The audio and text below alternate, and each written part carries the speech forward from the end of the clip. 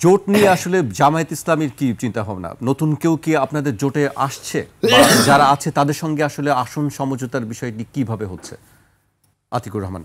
জি, ধন্যবাদ আপনাকে, ধন্যবাদ আমাদের সহ-আলোচক ফারুক হাসান ভাই এবং যারা শুনছেন সবাইকে আমাদের শুভেচ্ছা এবং সবাইকে আমরা সালাম জানাচ্ছি। দেখুন, বাংলাদেশের রাজনীতিতে জোটবদ্ধ নির্বাচন করা একটা রাজনৈতিক সংস্কৃতির অংশ হিসেবে দাঁড়িয়েছে। বিশেষ করে যে সমস্ত দলের মাঠ পর্যায়ে কর্মসূচি কম থাকে, জনবল কম থাকেন, সাংগঠনিক তৎপরতা কম থাকেন, সেই দলগুলো নির্বাচন কেন্দ্রে তারা কিছু রাজনৈতিক সুবিধা নেওয়ার চেষ্টা করে থাকে। বাংলাদেশে তো নিবন্ধিত দলের সংখ্যা প্রায় 60-এর মতো, এখন 60-62 হবে। দেখা যায় অধিকাংশ দলের নাম কিন্তু মানুষ জানে না। এই ইলেকশন কেন্দ্রে মানুষ জানার সুযোগ পায় যে কোন দল কার সাথে যাচ্ছেন, কার কতটুকু শক্তিমত্তা সেখানে আছে। জামাত ইসলামী নেতৃত্বে এবং জামাত ইসলামী সহ 8টি সমমনা দল একসাথে আমরা রাজনৈতিক মাঠে আছি। ইতিমধ্যে লিওজা কমিটি গঠিত হয়েছে, বিভিন্ন কর্মসূচি নিয়ে একাধিকবার সংবাদ সম্মেলন হয়েছে এবং আপনি জেনেছেন যে আগামী 1 তারিখ থেকে শুরু করে বিভাগীয় শহরগুলোতে সেখানে রাজনৈতিক কর্মসূচি পালিত হবে।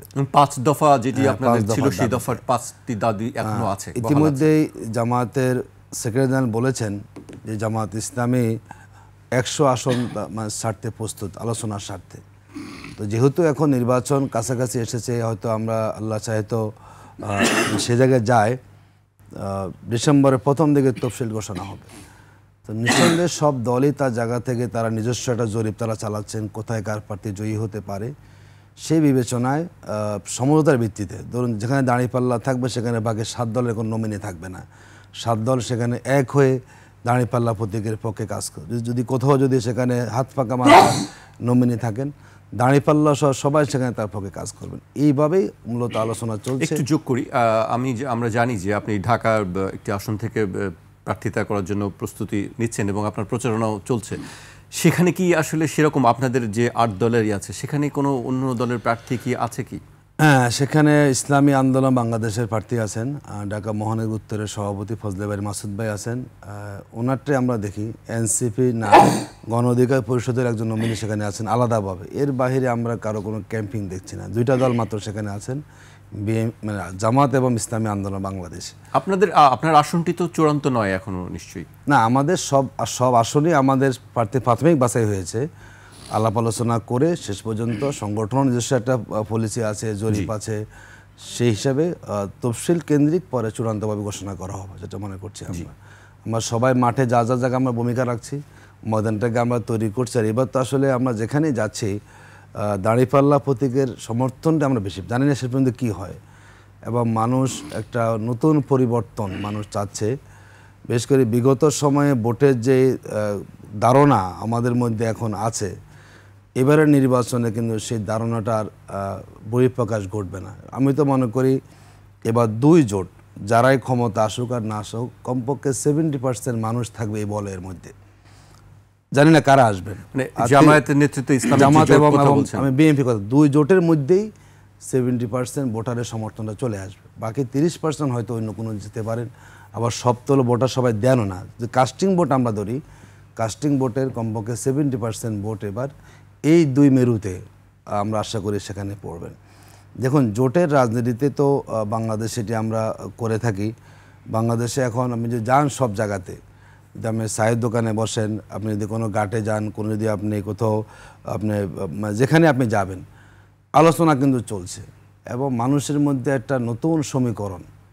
আমি যেটা বলি, বাংলাদেশের সাম্প্রতিককালে ইলেকশনগুলো হয়েছে, বিশেষ করে ডাকসু থেকে শুরু করে বড় 4টি বিশ্ববিদ্যালয়, আমাদের কাছে যদি ইলেকশন সুষ্ঠু হয়, এরই কিন্তু একটা রিফ্লেকশন ভোটের মাঠে দেখা যাবে। ইলেকশন সুষ্ঠু না হওয়ার কোনো আশঙ্কা কি দেখছেন? দেখুন, আমাদের এখন পর্যন্ত আমাদের লেভেল প্লেইং ফিল্ড আমরা দেখছি না। যদিও গতকালকে দেখলাম যে সরকার লটারি দিয়ে ডিসিএসপি তারা দিয়েছেন। আজকে বলা হয়েছে যে ওসিদের ক্ষেত্রে লটারির প্রচলন হবে, যেটি আপনাদের দাবি ছিল। কিন্তু এটা এর সাথে আমরা একমত। দেখুন, নির্বাচনে আমাদের কালো টাকা আছে, পেশি শক্তি আছে, সন্ত্রাস আছে। আমরা তো আর সন্ত্রাস নির্ভর রাজনীতি আমরা করি না, পেশি শক্তি নিয়েও কিন্তু আমরা চলি না। কালো টাকা, অবৈধ ইনকামও কিন্তু আমাদের নাই। নির্বাচনকে প্রভাবিত করার মতো হতে পারে। সেখানে যদি ধরেন আপনার আসনেই যদি স্বৈরাচার বা ফ্যাসিস্টের কোনো দোসর কর্মকর্তার দায়িত্ব পেলেন, সেক্ষেত্রে এটা আমরা মনে করি না। দেখুন, এখন আমরা নতুন বাংলাদেশে আছি, আমরা মনে করি এই জাতীয় কোনো কর্মকর্তার নির্বাচনের সুযোগ দায়িত্ব পালন করার বোঝা যাবে। আমরা মনে করি যিনি কর্মকর্তা এখন আছেন তিনি তার জায়গা থেকে সরকার তাকে নিরপেক্ষ নিশ্চয়ই না, বা কোনো দলেরই হয়ে যাবে। আসলে নিরপেক্ষ কাউকে বলা যাবে না, সবাই নিশ্চয় তার সাপোর্টার থাকবে, কিন্তু এখন দায়িত্ব হচ্ছে যে সরকার কি চাচ্ছেন যদি সেটাকে তিনি অনুসরণ করেন, এটা আমরা এখন চাচ্ছি। আমরা সব ওসিরা এখন একদম মানে দল সম্ভব না, সবাই দল করেন স্বাভাবিক, তার সাপোর্ট থাকতেই পারে, কিন্তু রাষ্ট্রের স্বার্থে নির্বাচনের স্বার্থে যাতে করে ডিসিরা এসপিরা ওসিরা তারা কোনো দলের পারপাস না, তারা দেশের স্বার্থটা দেখেন। আমাদের দেশে ইলেকশন যেভাবে সুষ্ঠু না হয় আমরা অনেক বড় ক্ষতিগ্রস্ত আমরা হয়ে যাব। আমরা সবাইকে বলবো যারা দায়িত্বপ্রাপ্ত হবেন, এবারে যে আমরা সুযোগটা পেয়েছি যাতে করে বাংলাদেশের ইতিহাসের জন্য একটা মাইল ফলক হয় যে এত রক্তের পর ইলেকশন হয়েছে, ইলেকশন বাংলাদেশের যে কোনো সময়ের তুলনায় একটা ষষ্ঠ ইলেকশন হয়েছে, সেটা আমরা চাই। এই জন্য আশা করি সরকার যেভাবে প্ল্যান করেছেন, যদি আইনশৃঙ্খলা বাহিনী তারা সেই আলোকে সরকারকে সাপোর্ট করেন, যদি তারা কোনো দলীয় দ্বারা প্রভাবিত না হন। এমন হয় না আমাদের দেশে ওসি সাহেবকে ম্যানেজ করা হয় কিংবা প্রিজাইডিং অফিসারকে ম্যানেজ করা হয়, এটা আমরা জানি অনেকে, এটি গোপন চুক্তি শেখানো হয়, দেখা যায় তিনি সব ভূমিকা পালন করেন না। আমরা আশা করি কোনো প্রিজাইডিং অফিসার, কোনো বোর্ডে দায়িত্বপ্রাপ্ত কোনো কর্মকর্তা দয়া করে এবার আপনারা এই ধরনের কোনো গোপন চুক্তি করবেন না। জনগণকে তারা ভোট কেন্দ্রে আসার সুযোগ পায়, যদি এই আস্থাটা তৈরি করা যায় এবার ভোট কেন্দ্রে কোনো সন্ত্রাস হবে না, কিংবা কেউ ভোটকে দখল করার সুযোগ পাবে না, কিংবা জনগণের কাছে জনগণ যাতে করে নির্বিঘ্নে যাওয়ার সুযোগ পায়। দেখুন, এখনও কিন্তু কথা আসছে আমাদের জায়গাতেও যে ভাই ভোটে গিয়ে আসলে পরিবেশ ঠিক থাকবে, আমরা কি ভোট দেওয়ার সুযোগ পাবো, আলোচনা হচ্ছে। কিন্তু আমরা দেখি নানা জায়গায়, আমি আমার ঢাকা 11 সংসদীয় আসনে আমার বিলবোর্ড ছেড়ে ফেলা হচ্ছে, জানি না কারা করছেন, আমার পোস্টারগুলো তুলে ফেলা হচ্ছে। আমি কোথাও মিটিং করে আসা পাবো, যেখানে কেন মিটিং করতে আসলেন। আমি মহিলাদের নিয়ে সমাবেশ করি, পরে হুমকি খেতে ওই বাড়ির মালিককে, যেখানে মহিলারা মিটিং কীভাবে করলো। এগুলো কারা করছে? তার মানে হচ্ছে নির্বাচনটাকে একটা দল কেন্দ্রিক প্রভাবিত করার। কারা করছে এগুলো না, আমরা এখন কারো দোষী, কিন্তু আমরা জানি তো কারা করছেন, আমরা একটু জানতে চাই তাদের পরিচয়। শুধু আপনারা জানলে হবে না, আমরা জানতে চাই। এখন যেহেতু প্রতিদ্বন্দ্বী বা মাঠে কারা আছেন, এখন মাঠে আছে একদিকে বিএনপি, একদিকে আছে জামাত ইসলামী। এখন ধরুন যে প্রভাবটা কারা বিস্তার করার আপনার যে অভিযোগ তাতে বিএনপি হতে পারেন, ওনারা কোনো স্থানীয় নেতা মনে করেন এখানে কেন প্রোগ্রামটা জামাতের হবে, এখানে পোস্টটা ছেড়ে ফেলা হবে, এখানে ওয়ালে কেন জামাতের পোস্ট। আমি একটা অফিস করেছি, হুমকি দিচ্ছে অফিস, এখানে কেন জামাতের অফিস, এখানে অফিস হবে। তার মানে আপনি একজন বাড়িওয়ালা আমাদেরকে অফিস দিলেন, হুমকি দিচ্ছেন, তা আমি কি চাচ্ছেন? মানে আপনি চাচ্ছেন আপনার দলীয় আধিপত্য দিয়ে এটা স্বাভাবিক অবস্থায় নষ্ট করে ফেলার জন্য। এটি চলছে, এটির সামনে আরও বেশি হওয়ার সম্ভাবনা আছে। তো আমরা মনে করি করে কেউ এরকম কাজ করার সুযোগ না পায়।